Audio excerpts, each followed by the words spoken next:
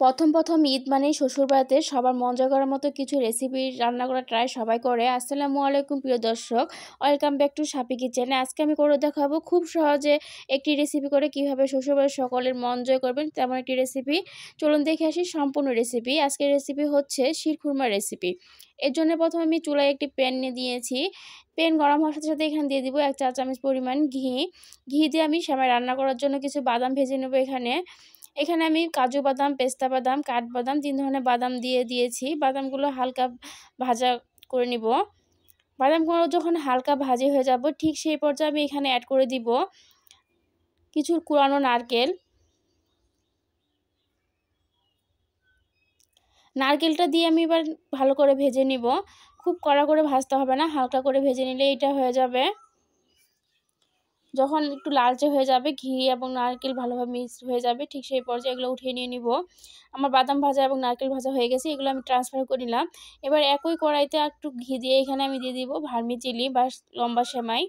এবার সেমাইটাকে খুব ভালো করে ভেজে নেব একটু গোল্ডেন করে। যখন সেমাই কালারটা চেঞ্জ হয়ে যাবে সেই পর্যায়ে সেমাইটাকে উঠিয়ে নিতে হবে। আমার সেমাই ভাজাটা হয়ে গেছে, এবার আমি সেমাইগুলোকে নামিয়ে নিব।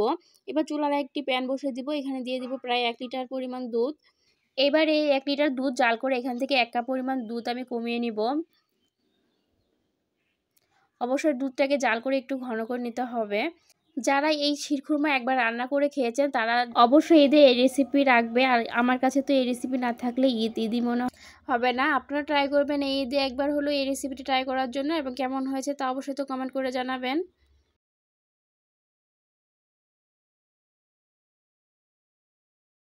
এখানে আমি 2টো তেজপাতা, 2 টুকরা দারুচিনি এবং 2টো এলাচ মুখ ফেটিয়ে দিয়ে দিয়েছি। এখানে দিয়ে দিলাম সামান্য নুন এবং অ্যাড করে দিব ভাজা বাদামের বেশিরভাগ বাদাম আমি দিয়ে দিব, 4 ভাগের 3 ভাগ দিয়ে দিব এবং সামান্য কিছু আমি শেষে সার্ভ করার জন্য রেখে দিব। এবার সবকিছু দিয়ে একটু ভালোভাবে জাল করে নিব। এখানে আমি স্বাদ মতো চিনি ব্যবহার করেছি, সেটা হয়তো বা স্কিপ হয়ে গেছে, দেখা যাচ্ছে না ভিডিওতে। আপনারা আপনাদের স্বাদ অনুযায়ী চিনিটা দিয়ে দিবেন। এটাকে আর 2-1 মিনিট জাল করা হয়ে গেলে এখানে আমি ভার্মিচেলি অ্যাড করে দিব। এই তো এই পর্যায়ে আমি এখানে ভাজা ভার্মিচেলিগুলো অ্যাড করে দিচ্ছি। অ্যাড করে দেওয়ার পর আপনাদের কয়েক মিনিট রান্না করে নিতে হবে। এটা সময় বলার মতো কিছু না, আপনাদের সেমাইটা সেদ্ধ হতে যেটুকু সময় লাগবে ঠিক ততটুকু সময় রান্না করে নিতে হবে। কিন্তু একটা জিনিস খেয়াল রাখতে হবে, এটা খুব বেশি ঘন রাখা যাবে না, কেননা এটা ঠান্ডা হলে আরও ঘন হবে। আবার খুব বেশি যেন পাতলা না হয় সেদিকে একটু খেয়াল রেখে আপনারা কাজটা করে নেবেন।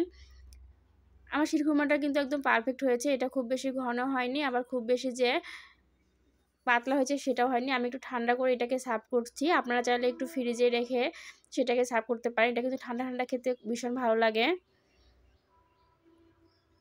এই তো রান্না হয়ে গেল ভীষণ মজাদার ভার্মিচেলি।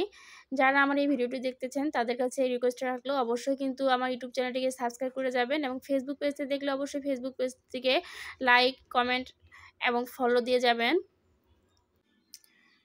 ভিডিওটি অবশ্যই ঈদের আগে আপনার ফ্রেন্ডস অ্যান্ড ফ্যামিলির সাথে বেশি বেশি শেয়ার করবেন, এবং সবাই ঈদে একবার হলেও ট্রাই করার চেষ্টা করবেন।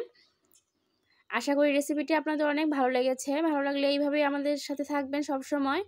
আবারও কথা হবে নতুন কোনো ভিডিও নিয়ে। সেই পর্যন্ত সবাই ভালো থাকুন, সুস্থ থাকুন। আল্লাহ হাফেজ।